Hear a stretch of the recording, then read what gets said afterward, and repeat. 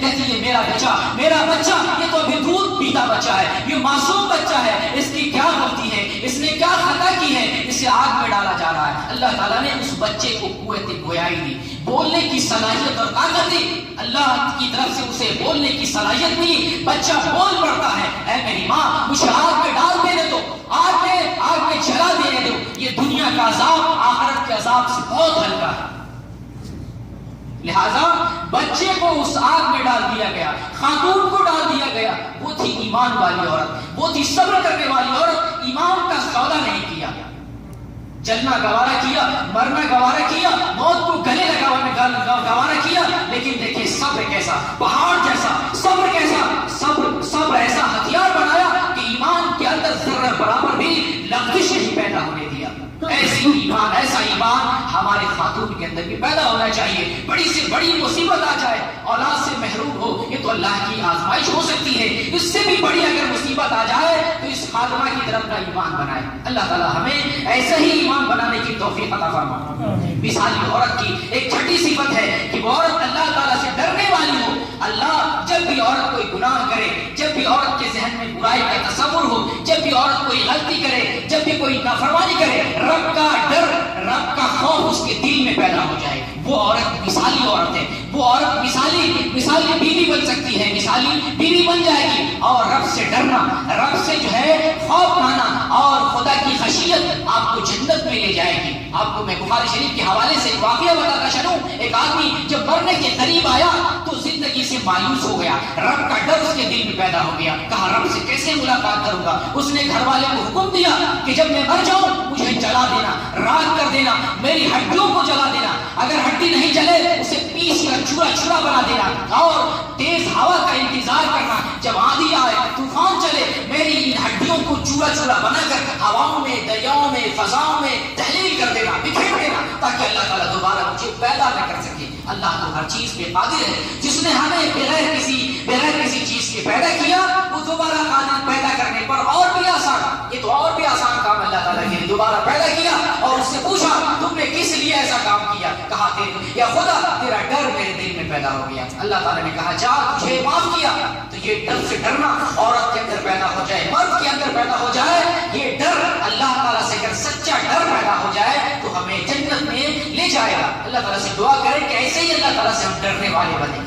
عورت کی ایک جو ہے آخری ساتویں صفت بیان کی گئی کہ عورت روزہ رکھنے والی ہو۔ رمضان میں روزہ رکھنا، 1 مہینے کا روزہ رکھنا ہے، عورت اس میں بھی کوتاہی کرتی ہے، اگر روزہ چھوٹ جائے کسی وجہ سے رمضان کی بات اسے ادا کر لیں، روزہ رمضان کے علاوہ بھی نفلی روزہ رکھنے کا اہتمام کریں اگر ہو سکے تو، نہیں تو رمضان کا روزہ کم از کم رکھنا مرد پر عورت پر سب کے لیے فرض ہے، اس روزے سے کبھی غافل نہ ہو۔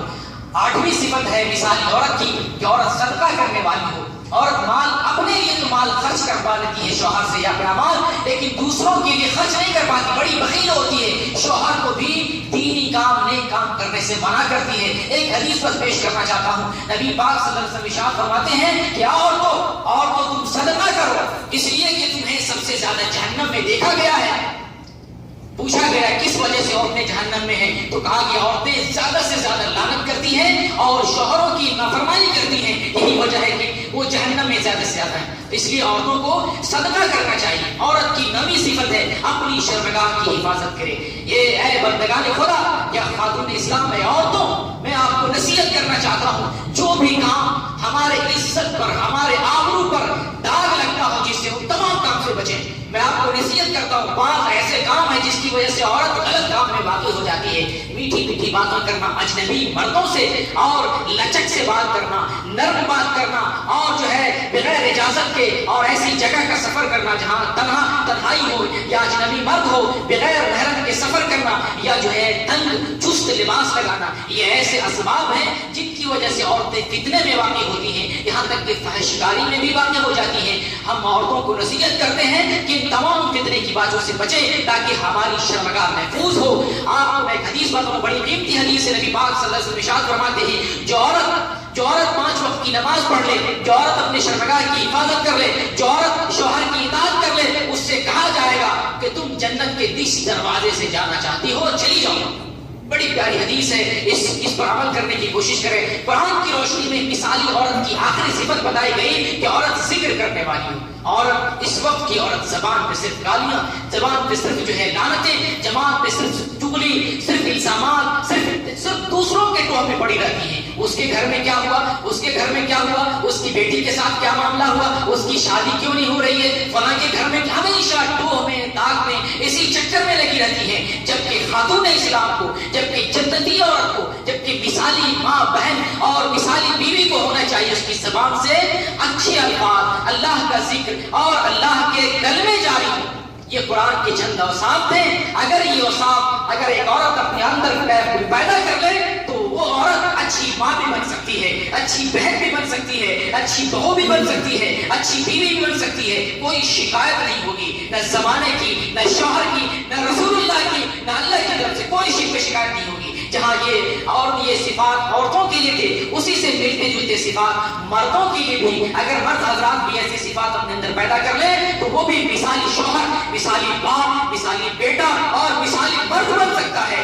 اور ہم کہنے دیجیے 1-2 سیکنڈ 1-2 منٹ کے اندر وہ عورت کیسے جنتی بن سکتی ہے؟ لباس تو ہے لیکن ننگی ہے۔ وہ عورت کیسے جنتی ہو سکتی ہے؟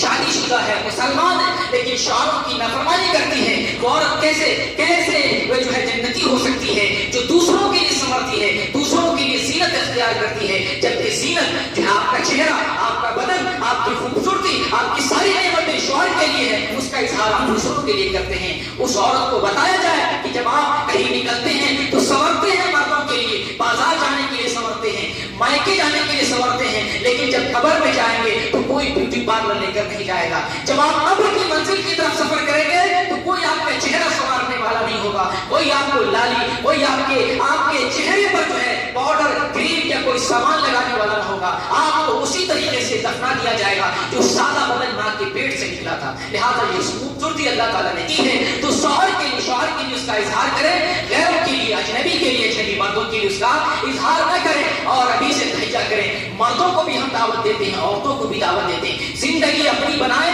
اللہ کے لیے، رسول اللہ کی سنت کے مطابق بنائیں۔ اور جیسا کہ اللہ تعالیٰ نے قرآن میں سورہ انعام میں ارشاد فرمایا، قل ان صلاتی ونسکی ومحیای ومماتی للہ رب العالمین۔ اے نبی پاک آپ لوگوں کو بتا دیجئے میری جو ہے نماز، میری جو ہے قربانی، میری عبادت، میری موت، میری زندگی، یہ سب اللہ کے لیے۔ آج سے تہیا کر لیں میری زندگی اللہ کے لیے اور رسول اللہ کی سنت کے مطابق گزرے گی۔ میں ایک شعر سے اپنی باتوں کو ختم کرنا چاہتا ہوں۔ تم شوق سے کالج میں پڑھو، پارک میں کھیلو، تم شوق سے کالج میں پڑھو، پارک میں کھیلو، جائز ہے غباروں میں اڑو، چرخ پہ جھولو، پر ایک سخن بندے عاجز کی رہے یاد، اللہ اور اپنی حقیقت کو نہ بھولو۔